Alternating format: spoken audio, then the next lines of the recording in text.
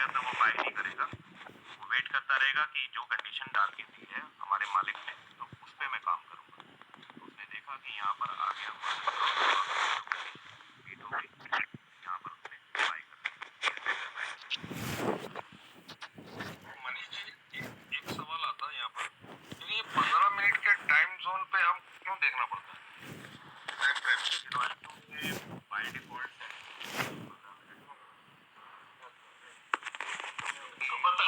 दिखा दो। अच्छा अच्छा प्रश्न है, दिखा दो मनीष जी। नहीं वो कल बताया हुआ है। उस दिन दिखाया था, हाँ उस दिन दिखाया था, पर नहीं ध्यान पड़ता, वो मौके पे बात पता चलती है। यहाँ पर ये तो ध्यान है, जो फॉलो करता है वो 15 मिनट फॉलो करता है। ठीक है। तो यहाँ रॉयल क्यू के हिसाब से 15 मिनट का टाइम फ्रेम में लगा हुआ है, लेकिन हम वहाँ देखते जाके मतलब बड़े टाइम जोन में देखते हैं, है ना, यही आप कह रहे हैं? हाँ, रॉयल क्यू 15 मिनट को फॉलो करता है क्योंकि वो जल्दी आपको बाय करने का मौका देना चाहता है।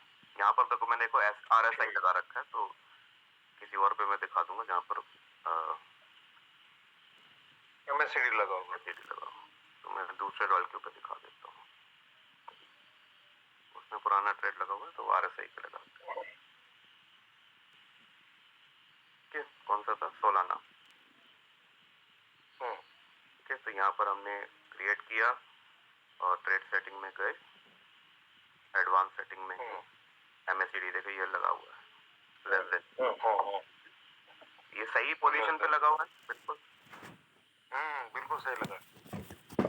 गोल्डन क्रॉस है MACD में, लेस देन 0 पे है और 15 मिनट के टाइम। क्यों? क्योंकि रॉयल क्यू आपको जल्दी से जल्दी और कम ज्यादा से ज्यादा प्रॉफिट देने की कोशिश करता है। तो उसने ये दिखा कि यहाँ पर हम छोटे टाइम जोन पे गोल्डन क्रॉस होते ही मैं खरीदूंगा इस वाले टाइम जोन पे।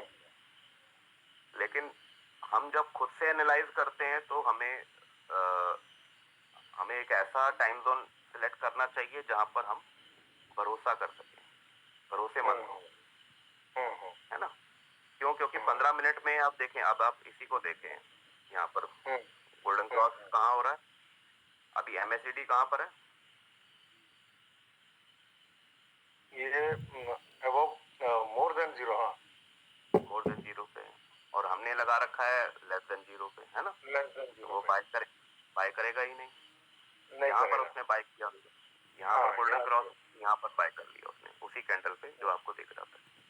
ठीक है, तो यहाँ पर हम 15 मिनट में वो यहाँ पर बाय कर देगा। अब होता क्या है कि 4 घंटे में आपको गोल्डन क्रॉस अभी होता हुआ दिखाई दे रहा है, कि आपको लगेगा कि अभी अभी हुआ है। ठीक है, और 1 आवर में आप देखेंगे तो आपको लगेगा कि अभी तो काफी पहले हो चुका है, मैं थोड़ा सा लेट हो गया, है ना? और रॉयल क्यू देखेगा 15 मिनट में तो वो उसको और पीछे जल्दी एंट्री मिल जाएगी यहाँ पे। तो यहीं पर एंट्री बिल्कुल सही समय पे उसने खरीद लिया। इस चीज को कहते हैं ट्रेडिंग में top to down, T2D, top to down. ये हमेशा आप शुरुआत करो बड़े से 1 डे के ऊपर, फिर वहां से आप 4 आवर पे जाओ टॉप टू डाउन, फिर दोबारा आप और नीचे टाइम पे जाएंगे तो 1 आवर पे जाएंगे, और एंट्री करने से पहले आपको 15 मिनट देखना है। ठीक है, 15 मिनट का टाइम जोन जो होता है, जो छोटा टाइम जोन होता है, वो होता है सिर्फ और सिर्फ एंट्री के सिग्नल को देखने के लिए कि कोई एंट्री का सिग्नल मिला और मैं यहीं पर बाय कर लूंगा। उसमें हम इंडिकेटर्स को भी यूज कर सकते हैं, हम उसमें कैंडल्स को भी यूज कर सकते हैं, उसमें हम चार्ट पैटर्न को भी यूज कर सकते हैं। ये 3 चीजें होती हैं जिसमें हम 15 मिनट में हम यूज करते हैं। मतलब एंट्री के लिए 15 मिनट का टाइम फ्रेम बेस्ट है। हाँ, देखिए ओवरऑल मार्केट आपको बताता है कि मार्केट इस समय कहाँ पर है, बताता है 1 डे। ठीक है, 4 आवर को यूज किस लिए किया जाता है? सबसे ज्यादा यूज किया जाता है सपोर्ट एंड रेजिस्टेंस लगाने के लिए और ट्रेंड को देख। ये 2 चीजें जो सबसे जरूरी होती है, सपोर्ट एंड रेजिस्टेंस और ट्रेंड, उन दोनों के लिए हम 4 आवर का यूज करते हैं। 1 डे को यूज करते हैं मार्केट स्ट्रक्चर को देखने के लिए।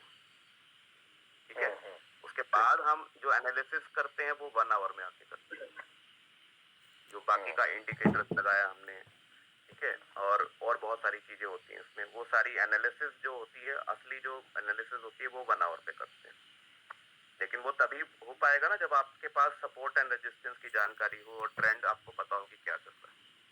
तो जब आपने देख लिया कि कहाँ पर सपोर्ट है, कहाँ रेजिस्टेंस है, ट्रेंड कैसा चल रहा है, उसके बाद आप 1 आवर पे आके अपने तरीके से आप इंडिकेटर्स को यूज करें, आप कैंडल्स को यूज करें या किसी और तरीके से यूज करें, उसको आप यहाँ पर एनालिसिस कर सकते हैं।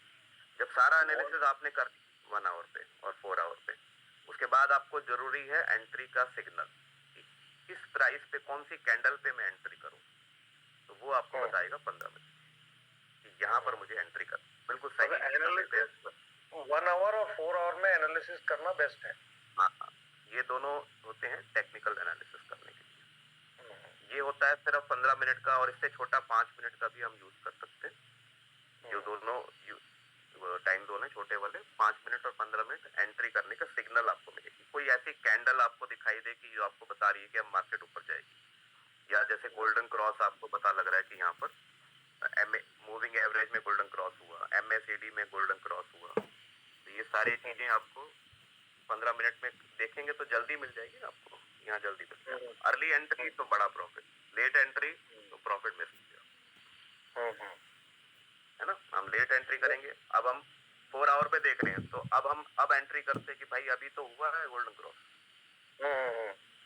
अब यहाँ पर एंट्री करते हैं, और 15 मिनट में हमने कहा एंट्री कर ली, कितना पीछे जाके कर ली, तो इतना बड़ा प्रॉफिट हम मिस कर चुके हैं ना यहाँ से लेकर यहाँ तक। तो एंट्री करने के लिए 15 मिनट का टाइम जरूर देखते हैं, मतलब और बाकी जब कैंडल दिखाएंगे तो उसमें आपको पता लगेगा 15 मिनट में क्या होता है। यहाँ 2 बार गोल्डन क्रॉस हो चुका है ना 15 मिनट के टाइम। बात तो कई बार हो चुका है, ये देखिए डेथ क्रॉस भी हो गया, देखो फिर गोल्डन क्रॉस हो गया, क्रॉस भी हुआ। अब क्या आपको क्या दिखाई दे रहा है कि अब तो डेथ क्रॉस हो गया, अब तो आप 15 मिनट में क्या देखेंगे कि यहाँ तो डेथ क्रॉस हो गया, हमें एंट्री नहीं करनी, अब तो हमें नहीं निकल जाना इससे, अभी बाय नहीं करना। और वन डे वाला हम लोग स्ट्रक्चर को देखने के लिए बेस्ट होता है ना। बिल्कुल, मार्केट का क्या स्ट्रक्चर चल रहा है, कहाँ से लेकर कहाँ तक मार्केट की रेंज है, क्या ट्रेंड चल रहा था, अभी मार्केट किस जगह पे बैठी हुई है, ये देखिए बिल्कुल नीचे बैठी हुई है ना मार्केट अभी।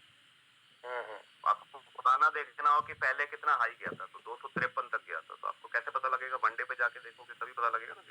253 से ये कॉइन आ चुका है 90 सेंट पे, $90 पे अब, और आपको पिछला हाई देखना है कि यहाँ से अगर वापस से ऊपर जाता है तो पिछला हाई यहाँ पर आपको मिल रहा है 148 पे, ये आपको मार्केट का स्ट्रक्चर यहाँ से मिल रहा है वन डे पे। तो उसके लिए और भी बहुत सारी चीजें होती हैं कि आप किस तरीके के ट्रेडर हैं, ये भी बताओ।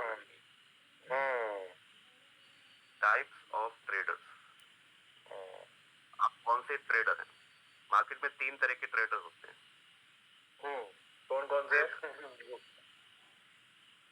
एक होते हैं होल्डर्स, जो मतलब लंबे समय के होल्ड करके वो अपने कॉइन को लंबे समय के लिए ट्रेड करना चाहते हैं, कि आज मैंने सोलाना बाय किया सपोज 90 का, पिछला हाई उन्होंने देखा कि करीब गया था 295, जो ऑल टाइम हाई का लगभग गया था, तो वो आज वो खरीदते हैं $90 पे, तो वो तब बेचेंगे जब ये $300 पे पहुंच जाएगा, पिछले हाई को ब्रेक कर देगा, चाहे वो 6 महीने बाद करे, चाहे 1 साल बाद करे, चाहे 3 साल बाद करे।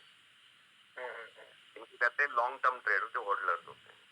होल्ड करके बैठ जाओ, कोई जल्दी नहीं बेचने की, उनके पास काफी फंड है, उनके पास काफी टाइम, लेकिन वो एक तरह के इन्वेस्टर होते हैं, वो ट्रेडर होते ही नहीं है, ठीक है। दूसरे ट्रेडर्स होते हैं कि स्विंग ट्रेडर्स होते हैं। स्विंग ट्रेडर्स, स्विंग ट्रेडर्स कौन होते हैं, जो कि छोटे टाइम जोन पे, मतलब कि मीडियम टाइम जोन पे ट्रेड कर रहे हैं, इस तरीके से 4 आवर पे देख रहे हैं जैसे कि आप। तो स्विंग क्या होती है ये किसी और दिन मैं बताऊंगा, लेकिन शॉर्ट में मैं बताऊं तो ये एक स्विंग है, इस तरह से मार्केट चल रही है, ऊपर गया, एक लो से एक हाई तक गया, हाई से लो तक गया, लो से फिर हाई तक गया, फिर हाई लो से लो तक गया, तो वो एक स्विंग को कैच कर लेते हैं कि यहाँ से मान लीजिए ये लो पे एंटर किया और ये हाई पे हमने सेल कर दिया, फिर वो वेट करेंगे कि दोबारा लो बनेगा, यहाँ पर लो बना, अब मैं अगले हाई पे सेल करूंगा, तो यहाँ पर अगला हाई आ गया, इस लो से इस हाई तक उन्होंने ट्रेड किया, ठीक है। चाहे यहाँ से यहाँ तक आने में 4 दिन लग गए हो, चाहे 1 हफ्ता लग गया हो, चाहे 10 दिन लग जाए, जब तक मार्केट नीचे नहीं आएगा तब तक मुझे जल्दी नहीं है सेल करने की, क्योंकि अभी तक मार्केट ऊपर ही जा रहा है।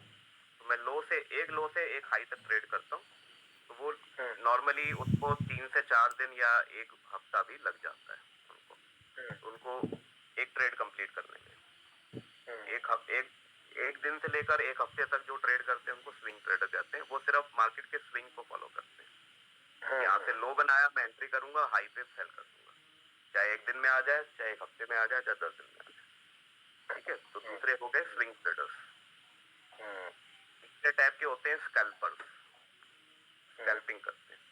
स्कैल्पिंग जो होते हैं, जो 5 मिनट से भी लेकर 15 मिनट के टाइम जोन को देखते हैं, ज्यादा से ज्यादा 1 घंटे के अंदर वो ट्रेड से बाहर हो जाएंगे, उनको वेट नहीं करना, वो एक कैंडल पे भी ट्रेड कर लेंगे, एक सिंगल कैंडल पे भी ट्रेड कर लेते हैं कि ये कैंडल ग्रीन बनेगी, इतना ऊपर जाएगी।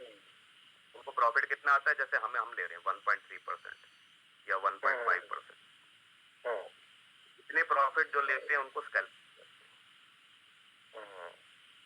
ठीक है। एक कैंडल पे देखते हैं, तो वो 15 मिनट के चार्ट को देखते हैं कि अभी उनको कोई मतलब नहीं है कि मार्केट ट्रेंड क्या चल रहा है, ऊपर जा रहा है, नीचे जा रहा है, कहाँ पर है।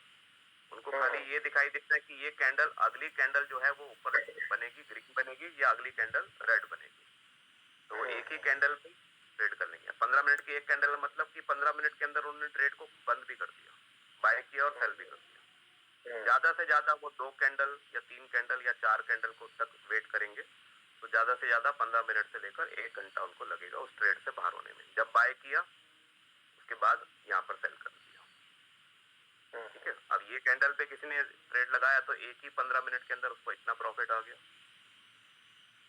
है ना। और किसी ने शॉर्ट का ट्रेड लगाया तो यहाँ से उसने बाय किया, 1 या 2 कैंडल या ज्यादा से ज्यादा 3 कैंडल पे उसने सेल कर दिया, प्रॉफिट आ गया उसको। इस तरह से वो स्कैल्पर्स होते हैं। स्कैल्पिंग करने का मतलब है कि शॉर्ट टाइम ट्रेडिंग।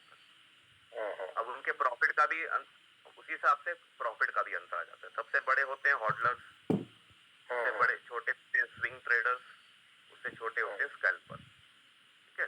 पहला अंतर तो बताया कि हॉडलर ट्रेड करेगा तो महीनों के हिसाब से करेगा, 1 हफ्ता, 4 हफ्ता, 1 महीना, 2 महीना, 6 महीना, कितना भी ट्रेड कर सकता है, एक ही ट्रेड में वेट कर सकता है।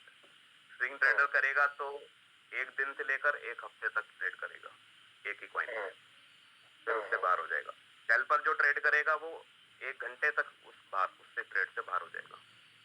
आज अभी लगाया, 5 मिनट के बाद भी सेल हो जाएगा, 15 मिनट के बाद भी सेल हो जाएगा, 1 घंटे बाद भी सेल हो जाएगा, मतलब कि उसी दिन के अंदर उसको उस ट्रेड से बाहर हो जाना है। इसी तरह से एक और ट्रेडर भी होते हैं जिनको डे ट्रेडर कहा जाता है, जो महेंद्र सर जानते होंगे, स्टॉक मार्केट में डे ट्रेडर्स होते हैं। कि सुबह जब मार्केट खुली बाय किया और मार्केट 3:30 बजे बंद हुई तो उनको सेल करना है, चाहे प्रॉफिट में हो चाहे लॉस में हो, वो डे ट्रेडर्स, वो स्टॉक मार्केट में होते हैं। यहाँ पर क्योंकि 24 घंटे की मार्केट है तो हमें डे ट्रेडिंग करने की कोई जरूरत नहीं है, ठीक है। अब इनके प्रॉफिट भी उस हिसाब से होते हैं। स्कैल्पर जो है वो प्रॉफिट का रेशो लेके चलता है कि मुझे 1% से लेकर 2% आ जाए, मैं इस ट्रेड से बाहर हो जाऊंगा।